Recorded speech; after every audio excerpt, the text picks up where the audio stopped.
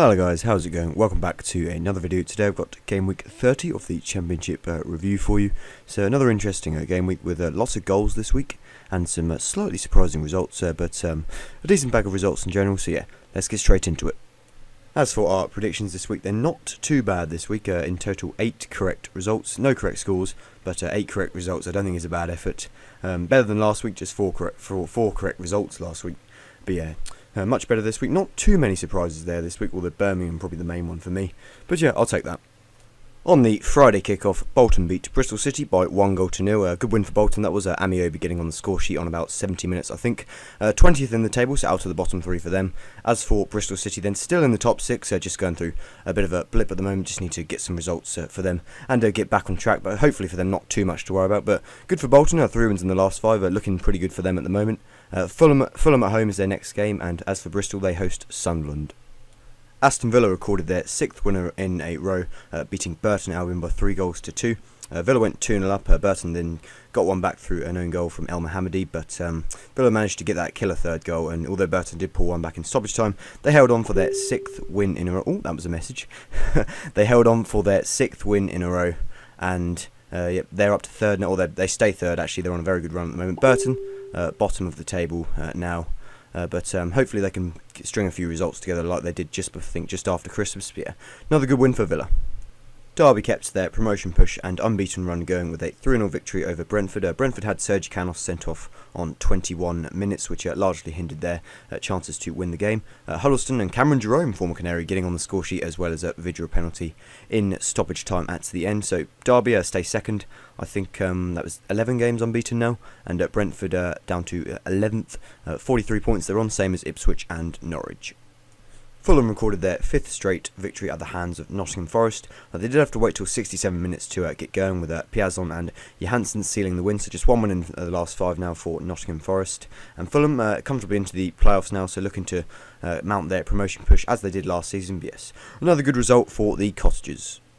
Neil Warnock beat former side Leeds again with a 4-1 victory this time. Cardiff were 3-0 up at half-time, largely thanks to goals from Patterson, Hoylett and Morrison, with Berardi for Leeds getting a red card just before half-time. Leeds did get one back in the second half with Sol Bamba, but Pilkington sealed the victory late on, so it's good for Cardiff, just starting to hit their form again, whereas Leeds drop in form at the moment, winless in 6 now I think, so they need to start getting some results to keep going with their playoff push. Norwich picked up a 1-0 win at home to Middlesbrough, with Tribal scoring the only goal of the game just before half-time, but it was a cracker of a goal. That was largely helped by Rudy Gestead picking up a red card for a lunge on, I can't remember who it was, but he was already on a booking at the time, so he would have got sent off anyway, because I'm not sure the tackle itself was worthy of a red card, but combined with another yellow, it certainly was. So Norwich stay 13th, but just 2 points off Middlesbrough, who are in 9th. Preston picked up another victory now, just 3 points from the playoffs. So this time they beat Hull City 2-1, who are looking over their shoulders quite a lot at the moment. So Cunningham and Brown penalty for Preston, managing to seal the 3 points for them. So they keep their momentum going. And as for Hull, they need to start picking up some points soon. Otherwise, they're definitely going to be in that relegation battle until the end of the season.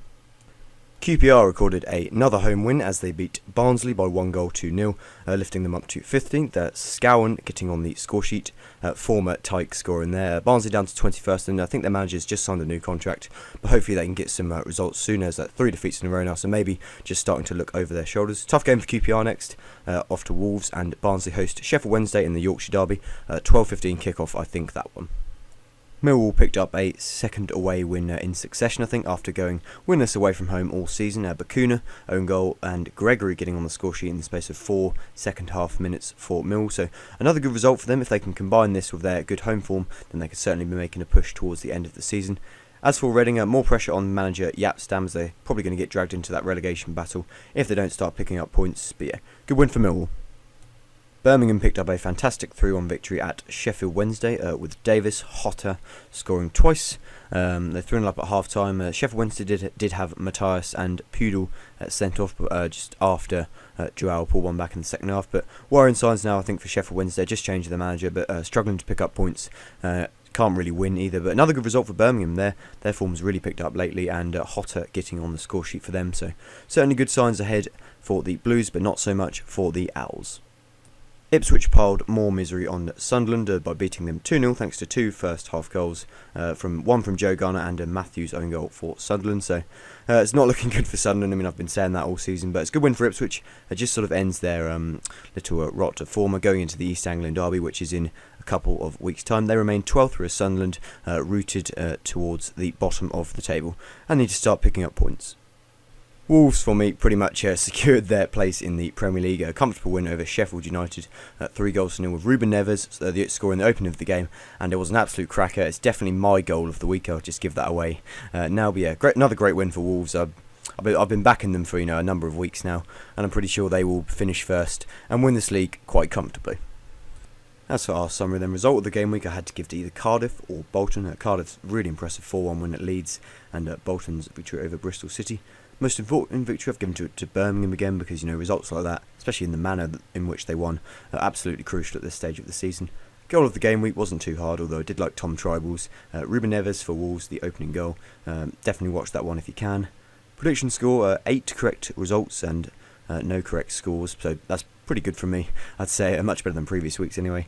And yes, as for promotion, Wolves got to go for relegation. I still can't really decide because Bolton are starting to win. Birmingham are starting to win, and there's other teams that could get sucked into it, so I think I'm just going to have to wait, and I think with them only time's going to tell.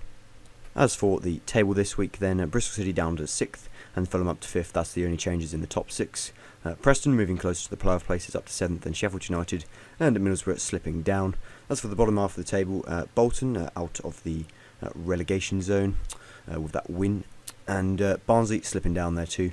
Nottingham Forest and Sheffield Wednesday also dropping down a couple of places, and QPR going up. Pretty much no change between 10th and 14th. But not too much movement, but gaps starting to develop now. You can see 5 points between 13th and 14th, and then at the bottom you got that just 3-point gap between 14th and 15th.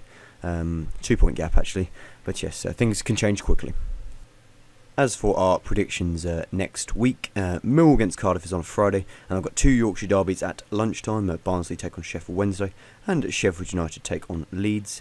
Bolton against Fulham, Brentford versus Preston, Bristol against Sunderland, Derby play Norwich, Ipswich play Burton, Borough play Reading, Nottingham Forest play Hull, and Wolves play QPR. And then there's the second city derby with Villa against Birmingham on the Sunday. Apologies if I sound a little bit quiet in this video. It's just the time I've had to make it has meant that I've had to be like that. But as always, guys, thank you very much for watching. Have a great week, and I will see you next time.